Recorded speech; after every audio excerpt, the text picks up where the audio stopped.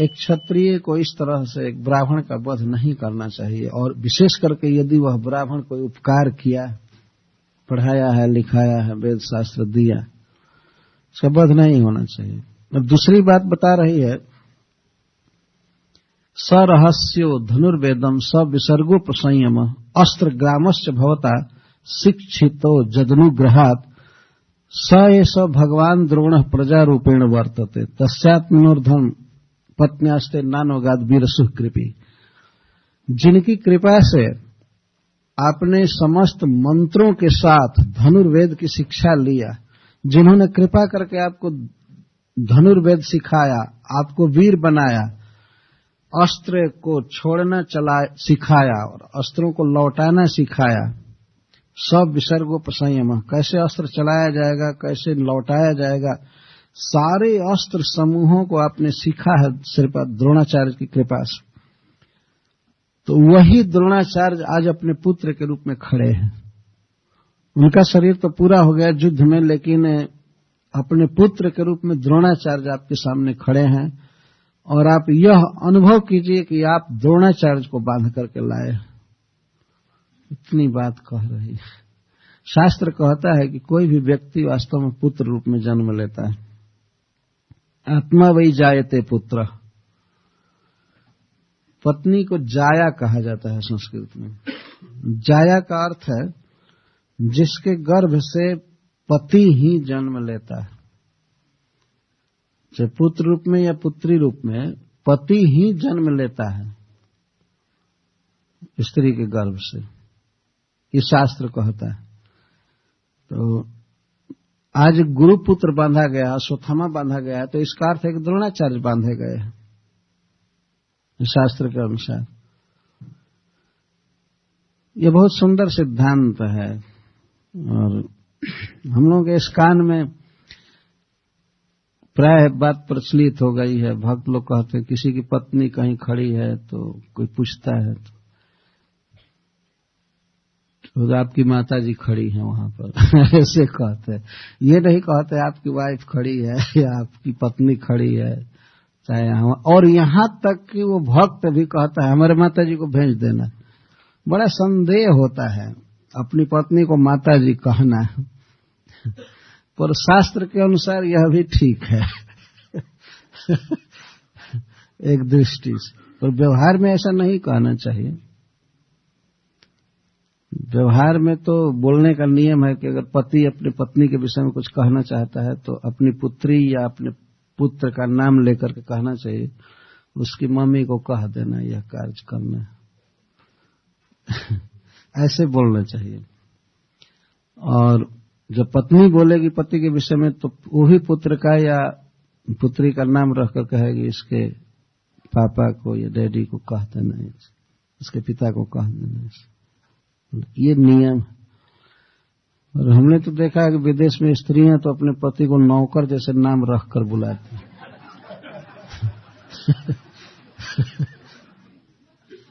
कभी कभी तो ऐसा भ्रम होता है कि इसका बेटा है कि नौकर है, क्या कैसे नाम रखती। और उस पर भी आश्चर्य की बात है कि पति लोग उसी में आनंद मानते हैं कि हमको नाम लेकर के बुला रही है अजीब अजीब परिवर्तन हो गया।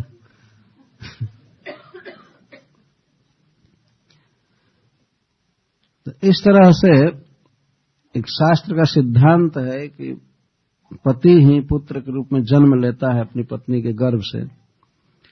इसीलिए विवाह में बहुत सावधान रहना चाहिए। अब जो हमारी मां बनेगी वो स्त्री बहुत सुशील होनी चाहिए, गुणवती होनी चाहिए, क्योंकि उसके गर्भ से जन्म लेना है ये मान करके चला जाता है। तो यहाँ पर द्रौपदी जी यह कह रही है कि द्रोणाचार्य अपने पुत्र के रूप में खड़े हैं और आप उनको बांधे हैं। यह तो उपकार की बात है कि जिस गुरु ने सारा धनुर्वेद सिखाया, अस्त्र विद्या सिखाया, और उसको इस तरह से बांधा जाए, यह उचित नहीं है। तीसरी बात यह कह रही है कि तस्यात् मनोर्धम पत्न्यास्ते नान्वगाद वीरसु कृपी, उनकी पत्नी कृपाचार्य की पत्नी कृपी इसीलिए सती नहीं हुई कि उसका बेटा अभी छोटी उम्र का था। ये द्रौपदी जी कह रही है। पहले स्त्रियां सती हो जाती थी अपने पति के मरने के बाद, लेकिन कुछ नियम रहते थे कि जिस स्त्री का बच्चा अभी छोटा है तो वो सती नहीं हो सकती है, क्योंकि पिता भी चले जाए, मां भी चली जाए तो उस बच्चे का पालन कौन करेगा। तो बच्चा यदि छोटा है तो वो सती नहीं हो सकती है। मां यदि गर्भवती है तो वो सती नहीं हो सकती। कुछ ऐसे नियम थे। तो द्रोणाचार्य महाभारत के युद्ध में मार दिए गए, परंतु कृपी द्रोणाचार्य की पत्नी उनके साथ सती नहीं हुई, क्योंकि अश्वत्थामा कम उम्र का भी था। यद्यपि सेनापति भी बना था कौरवों की तरफ से एक दिन के लिए, लेकिन फिर भी आयु में अभी छोटा था। अतः अपने पुत्र के रक्षण के लिए, पोषने के लिए वह सती नहीं हो गई थी। तो द्रौपदी जी के कहने का आशय है कि आज वह हमारी गुरु माता जब यह सुनेगी और देखेगी कि उसका पुत्र इस तरह से बांधा गया तो उसे कितना दुख होगा। और यदि मान लीजिए अश्वत्थामा का वध कर दिया जाता तब तो उसकी हालत क्या हो जाती। जिस पुत्र के लिए वो सती नहीं हुई, अपने पति का विरह सह ली, और वह आज अपने पुत्र की दुर्दशा देखे, इस तरह से बांधना, अपमानित करना या वध कर देना, तो कैसे सह पाएगी, बेचारी दुखी होगी। इस प्रकार की बात सोच रही। यही महानता है ना, दूसरे के दुख को समझना, यही महानता है। द्रौपदी के 5 पुत्र मार दिए गए हैं, इसको वो सह रही है, लेकिन दूसरे का पुत्र बांध करके आया है, इसको वो सह नहीं रही। कभी कभी कुछ लोगों के मन में ऐसा भ्रम होता है, शंका होती है कि द्रौपदी बहुत कठोर हृदय की स्त्री थी। जैसे भगवान जब संधि दूत बनकर जा रहे थे तो द्रौपदी ने अपना केस दिखाया था कृष्ण को कि आप देख लीजिए हमारे केस। जब से दुशासन ने हमारे केस को पकड़ा है तब से मैंने प्रतिज्ञा किया है कि जब तक उसका खून नहीं आएगा तेल के रूप में, तब तक मैं केस नहीं बांधूंगी। तो आप संधि कराने जा रहे हैं तो ठीक नहीं है, आप होने दीजिए युद्ध और मरने दीजिए सबको। तो ये सब घटनाएं हैं जिससे ऐसा लगता है कि द्रौपदी बहुत कठोर हृदय की थी, लेकिन वास्तव में वो कठोर हृदय की नहीं थी। कुछ खास मौके पर व्यक्ति को कठोर होना चाहिए और कुछ ऐसे अवसर आते हैं उसमें बिल्कुल सॉफ्ट होना चाहिए। जहां तक किसी व्यक्ति ने उपकार किया है, बहुत बहुत उपकार, अर्जुन को अर्जुन बनाया है सब तरह से, तो उसके द्वारा अगर कदाचित कोई अपकार हो गया हो तो उस अपकार को भूल जाना चाहिए। हो जाता है ऐसे। जैसे हमारे यहाँ कहते हैं कि कोई गाय बहुत दूध देती है, जिसका दूध दूहे हैं आप, और कदाचित कभी किसी समय वो लात मार दे, किसी तरह से लात मार दे, चोट भी लग जाए, फिर भी सहते हैं। कहते हैं दुधारू गाय का लात भी सहना चाहिए। क्या करेंगे, उसने बहुत दूध दिया है, बहुत उपकार किया है। कभी अपने स्वजनों द्वारा भी बहुत अपकार हो जाता है या तिरस्कार हो जाता है। माता पिता इतनी सेवा किए हैं बच्चे की, लेकिन कभी कठोर बोल देते हैं, या पति जो अपनी पत्नी से इतना प्रेम करता है, कभी हो सकता है कि पत्नी का तिरस्कार कर दे। ये पत्नी का कर्तव्य होता है कि वो सहे, कभी मन में रोष न रख। या पत्नी ने प्रेम से पति की सेवा की है, अपने पिता को छोड़ा, भाई को छोड़ा, अपने नैहर को छोड़ा, पति के साथ रहती है, बेचारी से कभी कोई गलती भी हो गई तो पति का कर्तव्य है कि उसको सहे। तत्काल उत्तेजित होकर के और बस आकाश पाताल एक न कर दे कि ऐसी है, ऐसी है, ये है। ये सब व्यवहार की बातें हैं। तो द्रौपदी को हम लोग विचार में ले रहे हैं कि एक तरफ वह बहुत कठोर जैसी लग रही है, लेकिन एक तरफ वो माखन से भी अधिक कोमल, जो गुरुपुत्र के बंधन को सहन नहीं कर रही। और उस शोक की दशा में भी वह अर्जुन को शिक्षा नहीं दे रही है। तद धर्मज्ञ महाभाग भवद्भिर गौरवम कुलम वृजनम नारहति प्राप्तुम पूज्यम वंदेम अभीक्षणस। अर्जुन को संबोधन कर रही है, हे धर्मज्ञ, हे महाभाग, इस तरह से। उसे कहने का आशय था कि मैं आपको शिक्षा नहीं दे रही हूं, केवल आपके गुणों का मैं स्मरण करा रही हूं कि आप सदा से कैसे हैं। आप धर्म का तत्व जानते हैं, किस स्थिति में व्यक्ति का क्या कर्तव्य होता है, इसको आप खूब अच्छी तरह से जानते हैं।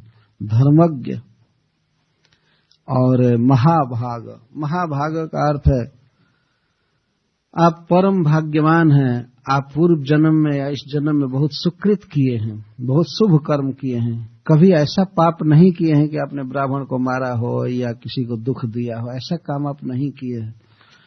तो आपके द्वारा सदा ही गुरु के कुल की मर्यादा पाली गई है। आपने ब्राह्मणों का आदर किया है, ब्राह्मणों का साथ दिया है, दीन दुखियों को सहारा दिया है, यह आपका इतिहास है। इसलिए आपके द्वारा इस तरह से गुरुपुत्र को बांधना ठीक नहीं। शिक्षा भी दे रही है, लेकिन कितनी शालीन भाषा में शिक्षा दे रही है।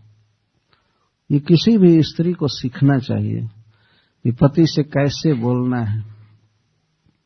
शिष्ट भाषा का प्रयोग कर रही है। एक तरफ से वो कह रही है कि गुरुपुत्र को बांधना अनुचित है, लेकिन दूसरे तरफ कह रही है कि आप सदा उचित कार्य किए हैं, सदा से आप महान हैं, इसलिए यह कार्य आपके योग्य नहीं। इस तरह से गुरुपुत्र को बांधना ठीक नहीं। भाषा ऐसी होनी चाहिए, नहीं तो काम भी नहीं होता है, ऊपर से और झगड़ा हो जाता है। और कर्कश बोला जाए, कोई मान लीजिए द्रौपदी गाली देने लगती, अरे नालायक कहीं कि तुम बांध कर लाए, तुम हमेशा यही किए हो, बुद्धि नहीं है। ये कहा जा सकता था। ये आंखें फूट गई है, नहीं पहचान रहे हो कि ये गुरुपुत्र है। ये कोई भाषा है? वाणी में ही सब कुछ है वास्तव में। जिह्वाग्रे वसती लक्ष्मी, एक श्लोक में कहा गया है कि जिह्वा के अग्र भाग पर लक्ष्मी जी बसती हैं।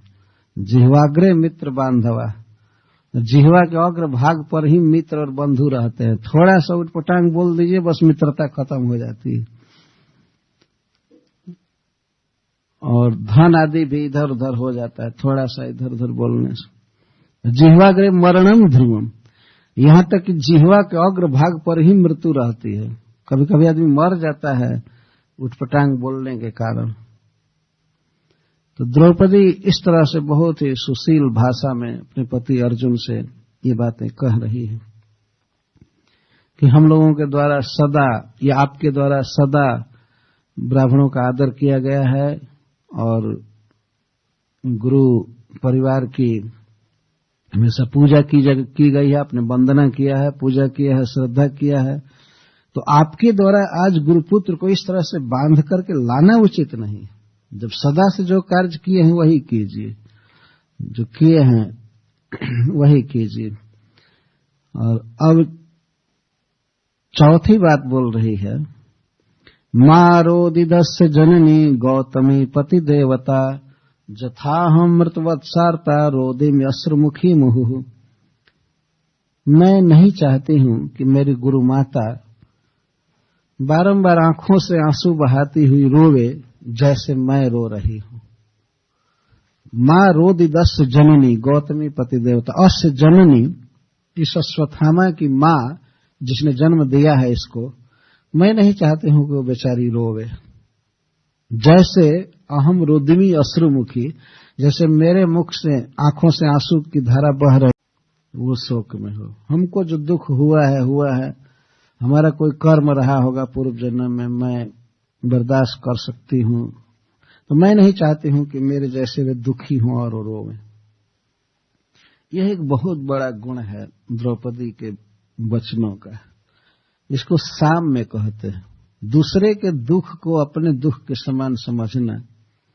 तो द्रौपदी समझ रही है कि पुत्र के विरह में कितना दुख होता है। आज मैं रो रही हूं अश्रुमुखी होकर, मेरे मुख में आंसू फैले हुए हैं, आंखों से झरझर आंसू झर रहा है। मैं मां हूं तो मुझे पता है कि पुत्र का मरण हो जाने पर मां को कितना कष्ट होता है। तो मैं नहीं चाहती हूं कि मेरे गुरु की मां, मेरे गुरु की पत्नी इस तरह से रोवे और वो दुखी हो, मैं नहीं चाहती।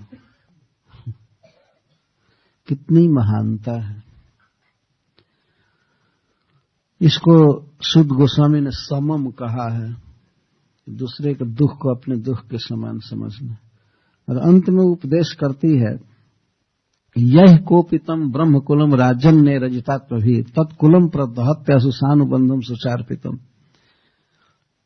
राजाओं का जो परिवार, क्षत्रियों का वह परिवार जो ब्राह्मणों को दुख में डालता है, सताता है कई तरह से, तो ब्राह्मणों को सताने वाला क्षत्रियों का कुल, अपने पूरा वंश सहित नष्ट हो जाता। ये निष्ठुर उक्ति है, कठोर उक्ति बता रही है। तो इस प्रकार की कठोर उक्ति द्रौपदी इसलिए बोल रही है कि इसके द्वारा पति का हित करना है। हित का जहां उपदेश किया जाता है वहां थोड़ा कठोर भी कहा जाता है। और शास्त्र की बात कहा कि जो क्षत्रिय ब्राह्मणों को सताते हैं तो ब्राह्मणों का क्रोध क्षत्रियों के वंश तक को समाप्त कर देता है। ऐसा पहले सुना गया है। यदि किसी ब्राह्मण का बहुत अपकार कर दिया गया, उसे दुख में डाल दिया गया, खास करके उसका धन छीन लिया गया और दुखी हो गया, तो उसे सदाचारी शुद्ध ब्राह्मण के शाप से क्षत्रिय के वंश ही समाप्त हो जाता है, आगे वंश नहीं होता। इसको द्रौपदी जी कह रही है। यदि कोई शुद्ध ब्राह्मण हो शाप दे दे तो शाप लग जाता है। वो आजकल तो शाप लगना कठिन है, क्योंकि सब झूठ बोल रहे हैं, तो झूठ बोलने वाले का वचन काम करता नहीं शाप काम करता नहीं। फिर वास्तव में दो तरह के लोगों का शाप या वरदान बहुत प्रसिद्ध है शास्त्रों में। एक तो शुद्ध ब्राह्मण और दूसरा पतिव्रता स्त्री। दो के शाप और वरदान की बात बहुत कही गई है शास्त्रों में। क्षण भर में पता चल जाता था। यदि कोई ब्राह्मण किसी को शाप दे दे तुम मर जाओ, तो उसी से मर जाते। तुम ये हो जाओ, ये हो जाओ, ये हो जाओ, तत्काल हो जाते थे। किसी देवता को शाप दे दिया गया, वृक्ष हो जाओ, तुरंत हो जाते। जैसे नारद जी ने नलकुबर और मणिग्रह को शाप दिया, वृक्ष हो जाओ, वो वृक्ष हो गए। महाभारत में हम लोग पढ़ते हैं, कथा है नल और दमयंती की। राज्य गंवा चुके थे नल महाराज जुआ में, तो अपनी पत्नी के साथ वे वन में रहते थे, बहुत निर्धन दशा में। वस्त्र भी पहनने के लिए ठीक से नहीं था। तो एक दिन नल महाराज दमयंती को छोड़ करके सोई अवस्था में और चले गए इधर उधर। तो बेचारी सवेरे जगी और बहुत विलाप करने लगी, रोने लगी, खोज रही थी पति को, नहीं मिले। दमयंती बहुत सुंदरी स्त्री थी। उसको देख करके एक व्याध, एक हंटर का चित्त बदल गया। वो कामुक हो गया। वो सोचा कि मैं इसको अपने चंगुल में फंसाऊं, तो बहुत तरह की बात करने लगा। लेकिन दमयंती प्रथम श्रेणी की पतिव्रता स्त्री थी। वो स्वप्न में भी किसी दूसरे पुरुष के विषय में कभी नहीं सोचती थी। जो व्याध बहेलिया जब उसके साथ प्रस्ताव रखा, तुम सुंदरी हो, मैं तुम्हें चाहता हूं, ये कहता हूं, तो बहुत बलवान था वो और बेचारी अकेले थे। लेकिन द्रौपदी ने कहा कि यदि मन, कर्म और वचन से मैंने सदा नल महाराज के ही चरणों का चिंतन किया हो और स्वप्न में भी दूसरे किसी पुरुष को मैंने नहीं सोचा हो, तो यह व्याध मर जाए। और इतना कहते ही उस व्याध के शरीर में आग लग गई और जल कर राख हो गया। ये महाभारत में कथा है। तो और इसी तरह के प्रभाव हम लोग ब्राह्मणों के वचन में पढ़ते। तो द्रौपदी कह रही है कि हम लोगों का कर्तव्य नहीं है कि हम इनको सतावें। सूत गोस्वामी जी कहते हैं, धर्मम न्यायम सकरुणम निर्वेलिकम समम महत राजा धर्म सुतो राज्ञा प्रत्यनंद बचो द्विजा। हे ब्राह्मणों, नैमिषारण्य के शौनकादि ब्राह्मणों को संबोधित करके सूत जी कहते हैं कि हे ब्राह्मणों, द्रौपदी के वचन में 6 गुण थे। 6 गुण थे, उसको ऐसे गिना रहे हैं। धर्म्यम, धर्म का अर्थ होता है जो हमारा कर्तव्य है वही करना चाहिए। तो जब द्रौपदी ने पहले यह कहा कि मुच्यता में सब ब्राह्मणों नितराम गुरु, इनको खोल दीजिए, ब्राह्मण हैं, गुरु हैं, तो ब्राह्मण और गुरु के साथ यह व्यवहार नहीं करना चाहिए। यह बात धर्म के अनुकूल थी। अर्जुन एक क्षत्रिय है और अश्वत्थामा ब्राह्मण है, ब्राह्मण में भी गुरुपुत्र है, तो गुरुपुत्र के साथ ब्राह्मण के साथ इस तरह का व्यवहार नहीं होना चाहिए। यह धर्म की बात थी। द्रौपदी के वचनों में धर्म का उपदेश था। न्यायम, और न्याय से युक्त वचन था। न्याय क्या था?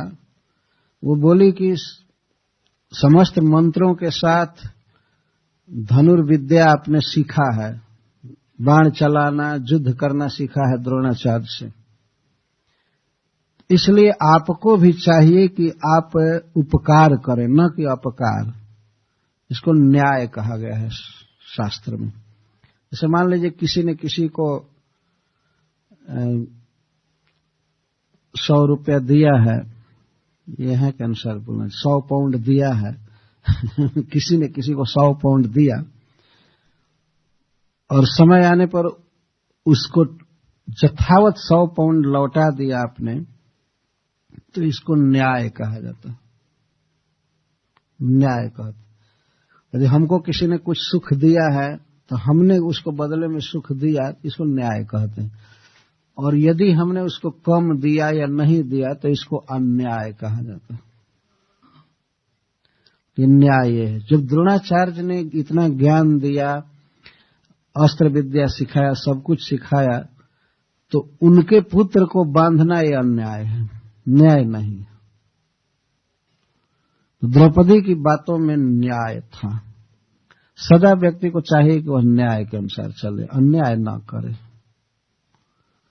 किसी भी व्यवहार में पति को भी चाहिए कि वो देखे कि पत्नी के साथ हमारा अन्याय नहीं होना चाहिए, और पत्नी को भी सोचना चाहिए हम पति के प्रति अन्याय नहीं होना चाहिए। इस तरह माता, पिता, राजा, गुरु या समाज में कोई भी व्यक्ति है, न्याय पूर्वक चलना चाहिए। और सबसे बड़ा न्याय यदि देखना हो तो ईश्वर के प्रति देखना चाहिए, भगवान के प्रति। भगवान ने हम लोगों को जो दिया है उसकी कोई तुलना नहीं है, उतना कोई नहीं दे सकता है, माता पिता भी नहीं दे सकते। सब बच्चा जब जन्म लेता है, आप सबका अनुभव है, देखा हुआ विषय है, अभी बच्चा मां के उदर में रहता है तब तक मां के स्तनों में दूध भरने लगता है, और बच्चा जब जन्म लेता है तो मां के स्तन को पीता है, छाती का दूध पीता है। स्तनों में दूध भर देना ये किसकी व्यवस्था है? जरा विचार कीजिए, क्या उस बच्चे के पिता की व्यवस्था है? वो नहीं, और न तो मां की व्यवस्था है। वो वास्तव में कृष्ण की व्यवस्था है। बच्चा जब जन्म लेगा तो उस समय वो रोटी नहीं खा सकता, भात नहीं खा सकता, करना चाहिए। तो भगवान ने जीभ दिया, लेकिन उस जीभ से लोग बहुत दुनिया भर की बात बोलते रहते हैं, कभी भगवान का नाम नहीं गाते, कभी जस नहीं गाते। तो भगवान ने बोलने की शक्ति दिया है, जीभ दिया, सुनने की शक्ति, श्रवण शक्ति दिया, देखने की शक्ति दिया, कुछ काम करने की शक्ति दिया। तो भगवान के लिए काम करना चाहिए, इसको न्याय कहेंगे। जितनी शक्ति हम उतना ही कर सकते हैं। भगवान के प्रति तो न्याय का व्यवहार होना भी कठिन है। भगवान इतना दिए हैं कि हमसे तो उतना हो ही नहीं पाएगा, उतना कर नहीं पाएंगे, लेकिन जितनी शक्ति है उतना करना चाहिए, यही न्याय है। और भगवान थोड़े से किए गए क्रिया को बहुत मानते हैं। जैसे मान लीजिए कोई माँ अपने बच्चे को भेजे कि जाओ वहां से पीढ़ा उठा लाओ। पीढ़ा समझते हैं?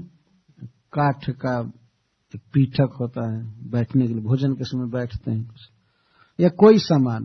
जैसे मान लीजिए माँ अगर भेजे बच्चे को वो सामान उठा लाओ, तो बच्चा जाता है, सामान उठाता है, उसे उठता नहीं है, और किसी तरह उठाया तो लेकर के चल नहीं पाता है।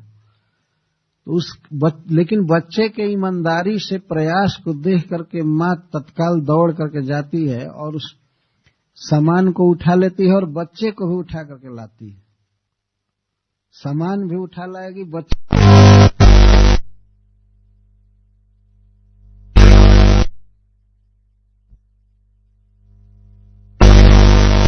हमारे भावों को भगवान देखते हैं कि ये भजन करना चाहता है, थोड़ा कर रहा है, ज्यादा नहीं, अगर मान लीजिए 8 माला भी कर रहा है या 16 माला कर रहा है, 4 माला कर रहा है, तो भगवान ऐसी कृपा करते हैं कि पूरा कराने लगते हैं।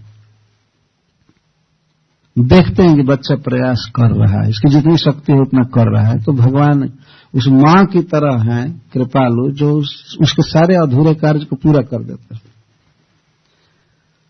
यह न्याय है, मार्ग पर चला है, सही मार्ग पर चला है, धर्म का पालन किया है, उसको वही मार्ग अपनाना चाहिए। तो द्रौपदी जी कह रहे हैं कि आपने सदा गुरु की सेवा किया है और गुरु के परिवार की पूजा किया है, मान्यता दिया है, वंदना किया है, तो इस समय भी वही करना चाहिए, नया रास्ता नहीं अपनाना चाहिए। और समम का अर्थ है समता। उसने कहा कि मैं नहीं चाहती हूं कि मेरी गुरु माता उस प्रकार रोवे जैसे मैं रो रही हूं। ये समता है, दूसरे के दुख को हमेशा अपने दुख के समान समझने का प्रयास करना चाहिए। और छठा गुण था द्रौपदी के प्रवचन में कि निष्ठुर उक्ति द्वारा भी पति का हित करना चाहती है, कठोर वचन बोल करके भी चाहती है कि इसका हित हो। जैसे उसमें ये देखना चाहिए ना, चाहे वो बच्चा बोल रहा है, चाहे स्त्री बोल रही है, चाहे कोई बोल रहा है, यहां तक कि अपना शत्रु भी बोले और उसका वचन यदि उत्कृष्ट है तो उसको ले लेना चाहिए। जैसे मान लीजिए कोई शत्रु है, दुश्मन है और आपको मार रहा है, आपको मार रहा है सोना के मुहर से ऐसे मार रहा है मान लीजिए, और थोड़ा आपको चोट भी लगे फिर भी आप उसको लेंगे ना। ये सोचेंगे कि हमारे दुश्मन है, मार रहा है, हम इसको नहीं लेंगे। मार रहा है लेकिन सोने की मुद्रा से मार रहा है, गोल्डन कॉइन से मार रहा है, तो उसको तो ले ही लेगा चतुर आदमी और मूर्ख व्यक्ति उसको नहीं लेगा, सोचेगा दुश्मन बोला है तो इससे क्या, कितना अच्छा बात बोला है। तो इस तरह से स्त्री बोल रही है, लेकिन युधिष्ठिर महाराज स्वीकार किए। रानी के वचन को युधिष्ठिर महाराज ने स्वीकार किया। और नकुल सहदेवश्च युयुधान और धनंजय, नकुल सहदेव दोनों ने कहा हाँ ठीक है खोल दिया जाए, और युयुधान सात्यकी जी कहे कि खोल दिया जाए, स्वयं अर्जुन भी तैयार हो गए, हाँ खोल देता। धनंजय तैयार हो गए। और भी भगवान देवकी पुत्र, और वही भगवान जो अर्जुन को पहले उकसा रहे थे कि मारो मारो मारो इसको, वे भी कह दिए कि हाँ खोल दो। द्रौपदी ठीक कहती, खोलो खोलो खोलो। अच्छा हुआ नहीं मारे, पहले से ही मारे, खोलो खोलो खोलो खोलो। भगवान भी बड़े कौतुकी है, लगे कहने खोल दो खोल दो। और वहां जो स्त्रियां थी कुंती वगैरह सब कहने लगी खोल दो, और भी जितने लोग थे सब ने कहा कि खोल दो, ठीक है खोल दो। केवल एक व्यक्ति ने कहा नहीं खोला जाएगा। तत्राह मर्षितो भीमस तस् श्रेयन बध स्मृत भर्तुर्नाथ पुनश्चार्थ योहन सुप्तन शिशुन वृथा। सब लोग कह रहे थे कि खोल दो, द्रौपदी की बात का अनुमोदन कर रहे थे, लेकिन भीमसेन क्रोध में बोले नहीं, इसका वध करो। और भीमसेन क्रोध में थे, न तो इसने अपने स्वामी दुर्योधन का हित किया है, न अपना हित किया है, ये व्यर्थ ही बच्चों को मारा है, इसलिए इसको मारो। और भीमसेन बल की आलोचना करने लगे। ये सब पागल हो गए, एक स्त्री के पीछे चलने लगे। स्त्रियां तो भावुक होती हैं, बताओ, सोई अवस्था में 5-5 बच्चों की हत्या किया है और ये कह रही है कि खोल दो खोल दो, और इन सब का दिमाग खत्म हो गया, बस एक स्त्री के पीछे सब चल रहे। भीमसेन ऐसे बोलने लगे, भावुक है, प्रणाम कर रही है, ये कर रही है, बस स्त्रियां तो सेंटिमेंट होती। भीमसेन कहने लगे ये ठीक नहीं है कि सब लोग द्रौपदी के कथनानुसार चले। इसके श्रेयन बधा स्मृता, इस अश्वत्थामा का कल्याण इसी में है कि इसकी जान मार दी जाए, इसका वध कर दिया जाए, इसी में इसका हित है, और कोई दूसरी बात न सोची जाए। मारो मारो। अर्जुन मारते हो कि नहीं? अगर नहीं मारते हो तो मैं मारने जा रहा हूं, मैं गदा से इसको मार देता हूं। अब भगवान तो हंसने लगे। भगवान हंसने लगे, अर्जुन से कहने लगे कि पहले ही मार दिया होता तो ये दुविधा नहीं आई होती ना। अब क्या करोगे? एक पक्ष कह रहा है कि इसको छोड़ देना चाहिए और भीमसेन कह रहे हैं कि नहीं, मार देना चाहिए, वो भी उचित बात कह रहे हैं। तो भगवान को हंसी आने लगी और वे अर्जुन से कहे, फिर से बोले, ब्रह्म बंधुर न हंतव्य आतताई बधारहण मयि उभय मामनात्म परिपाह्य अनुशासनम। मैंने शास्त्रों में उपदेश किया है, भगवान कह रहे हैं। भगवान द्वारका में या कुरुक्षेत्र में भगवान जैसे बिल्कुल बोलते थे, खुल करके। ब्रज में तो अपने को छिपाए रखते थे, लेकिन और जगह वे तो कहते हैं कि वेद शास्त्र में मैंने उपदेश किया है कि ब्राह्मण का वध नहीं करना चाहिए, और दूसरा उपदेश मैंने किया है कि आतताई का वध कर देना चाहिए। तो प्रश्न होगा कि यदि ब्राह्मण आतताई हो तब? तो भगवान कह रहे हैं मेरे दोनों आज्ञाओं का पालन करो। मैंने आज्ञा दिया है कि ब्राह्मण को शरीर दंड नहीं होना चाहिए, मतलब प्राण दंड नहीं देना चाहिए। एक तो ये आज्ञा, और दूसरी आज्ञा है कि आतताई को अवश्य प्राण दंड देना चाहिए, मार देना चाहिए। और ये आतताई है, ये ब्राह्मण भी है और आतताई भी है। आतताई के कई अर्थ होते हैं, किसी की हत्या करने वाला, आग लगाने वाला, विष देने वाला, धन का अपहरण करने वाला, ये सब आतताई। तो ये आतताई भी है और ब्राह्मण भी है, और मेरी आज्ञा है कि ब्राह्मण का वध नहीं करना चाहिए, आतताई का करना चाहिए। तो मेरे दोनों आज्ञाओं का पालन करो, मतलब इसका वध करो और वध नहीं भी करो। भगवान के कहने का आशय ये था, इसकी जान मारो और जान मत भी मारो। कुरु प्रतिश्रुतम सत्यम जतत संत्वता प्रियम, और जो तुमने प्रतिज्ञा किया है द्रौपदी के सामने कि इसका वध करेंगे, तो वो प्रतिज्ञा पूरा करो, इसका वध करो। और प्रियम च भीमसेनस्य, भीमसेन का प्रिय करो। भीमसेन चाहते हैं कि इसका वध हो जाए, तो भीमसेन का भी इच्छा पूरी करो। और पांचाल्या महिमेव च, पांचाली की इच्छा पूरी करो। पांचाली कहती है कि छोड़ दो, तो इसको छोड़ दो। और भीमसेन कहते हैं कि जान से मार दो, तो जान से मारो। और मह्यमेव च, और मुझे जो प्रिय है वो भी करो। मेरा प्रिय क्या है? मेरा प्रिय है कि इसको मारो भी, इसको छोड़ो भी, ये मेरी इच्छा है। और भीमसेन की इच्छा है कि इसको जान से मार दो, और द्रौपदी की इच्छा है कि इसको बिल्कुल छोड़ दो। तो सब करो। अर्जुन सहसाज्ञाया हारे हरेर हार्दमथासीना मणिम जहार मूर्धन्यम द्विजस सह मूर्धज। अर्जुन तो भगवान के सखा थे, इसलिए भगवान की बात को तत्काल समझ गए कि क्या कहना चाहते। परस्पर विरुद्ध आज्ञाएं थी, लेकिन अर्जुन तत्काल समझ गए। भगवान का सखा भी तो एक भगवान ही है ना। तो तत्काल समझ गए कि इनके हृदय में क्या है, समझ गए।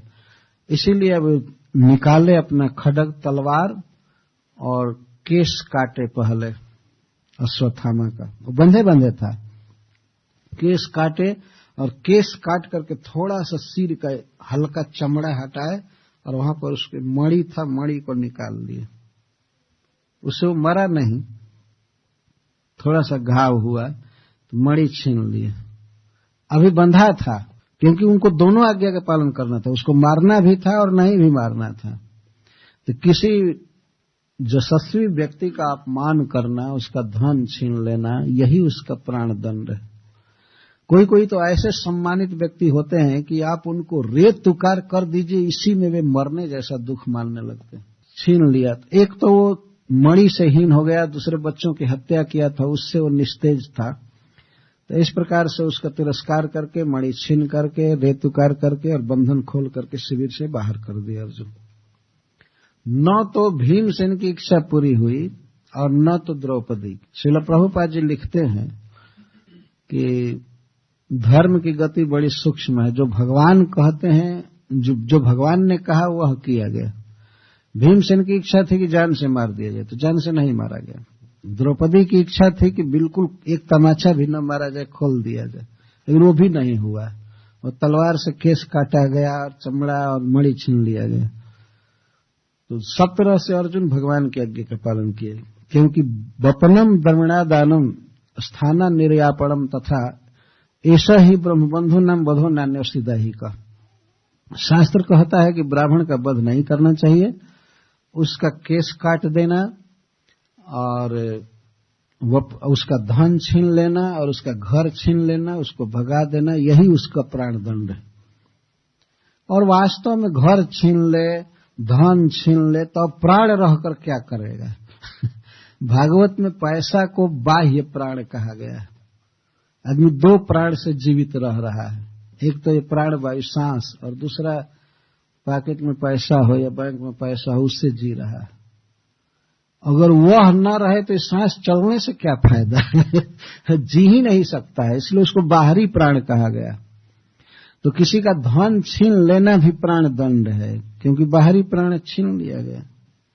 दो प्राण से जीवित रहता है व्यक्ति, तो निकाल दिया गया उसको। इसके बाद पांडव सब द्रौपदी के साथ अपने मरे हुए बच्चों के दाह संस्कार आदि किए। यहां तक 7वें अध्याय में कथा।